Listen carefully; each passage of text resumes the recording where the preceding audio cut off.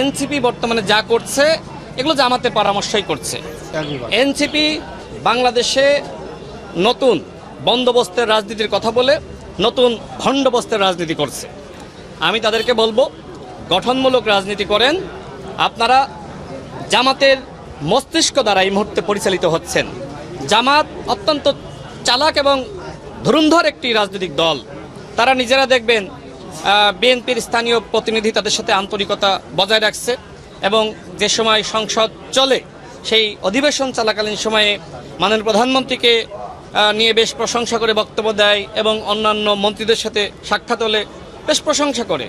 আবার মাঠে গিয়ে দেখি যে তারা গণ অভ্যুত্থানের হুমকি দেয় এবং এমনকি এই এনসিপি নেতৃবৃন্দের মাধ্যমে নানানভাবে মাননীয় প্রধানমন্ত্রীকে এবং আমাদের মন্ত্রীদেরকে গালিগালাজ করাচ্ছে। দেখেন, এনসিপি বর্তমানে যা করছে এগুলো জামাতের পরামর্শই করছে।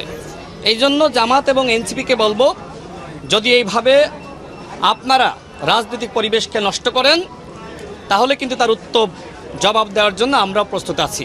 সিলেটে যে ধরনের ঘটনা ঘটেছে, দেখেন সেখানকার যে স্থানীয় এমপি অত্যন্ত জনপ্রিয়, তিনি কারাগারে থাকা অবস্থায় মেয়র নির্বাচিত হয়েছিলেন, তাকে আপনি গালিগালাজ করে ফিরে আসবেন আর সিলেটের জনতা সেটি মেনে নিবে, এটি তো হয় না। আমি বলতে চাই যে এনসিপির উচিত এই মুহূর্তে ইতিবাচক রাজনীতি করা।